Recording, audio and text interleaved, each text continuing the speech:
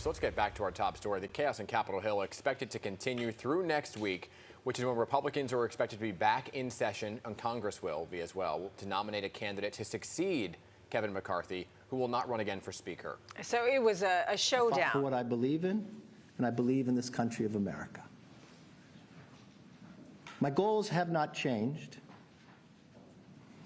My ability to fight is just in a different form.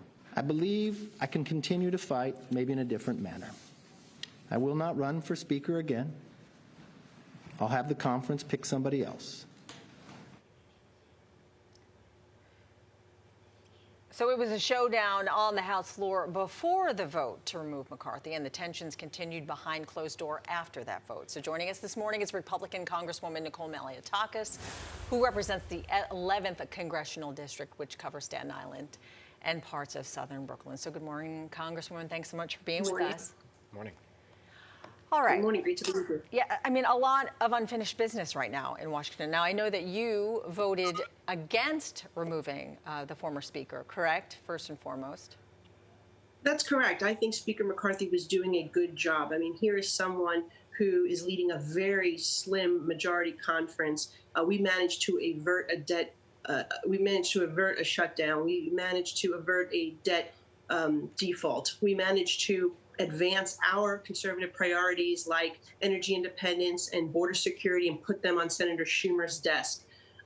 We've worked really hard to get where we are, and I'm concerned that removing the speaker at this point will take away the leverage that we need during the next 42 days in this appropriations battle to make sure that we get our border security priorities over the finish line, as well as cutting wasteful, excessive spending. We are losing a week now, at minimum, because we don't have a Speaker of the House. We can't bring bills to the floor. We can't introduce bills. And so this creates a major problem, and it was disappointing to see all the New York City Democrats side with a right-wing extremist who is more concerned about charades than actually governing.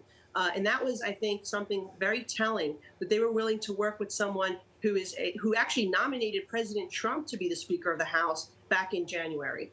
So what do you make of what comes next, Congressman, right? Because now it's like we traded one shutdown for another because you are in a recess right now to figure out the next moves. What are the closed door discussions, names that are coming about for who the next speaker could be? And do you, Congresswoman, want to be Speaker?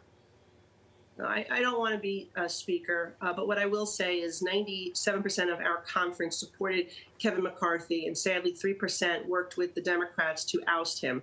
I think it's going to be a difficult process. We will find someone. I mean, there are qualified individuals. I mean, obviously Steve Scalise, Jim Jordan come up as possibilities, and they came up last time as possibilities. We'll see who can get the 218 necessary to be made the speaker, but in the interim, this really hurts our ability to govern. And I was disappointed to see that no moderate Democrats would actually join us to just make sure that we averted this disaster that was so unnecessary and really is at the wrong time with just 42 days to go, where we need to work diligently to fund the government. I mean, this plan, though, was made, I mean, this decision was made without a backup plan, like no possible future speaker, to be nominated or considered as far as the Republican Party is concerned. How fractured do you feel that your party is right now, and can you unite? Well, look, I hope we can unite behind one person and move forward, because we have a lot of work to do. And as I said, right now in this funding process is where we have the leverage to push Senator Schumer to finally take up the border security measures that we need to stop what is happening in New York City. And so what I'll say is that I hope we can move forward next week as a team and understand that the fight is not with each other. It is with the Senate Democrats and the White House. How do you do that? If we want to actually get the job done. How do you do that, Congresswoman? I understand what you're saying. How do you do that when you have 8 members of your party who are far to the right? Some call them the MAGA Republicans. How do you move forward when you have 8 who don't seemingly walk in lockstep with the rest of the Republican Party?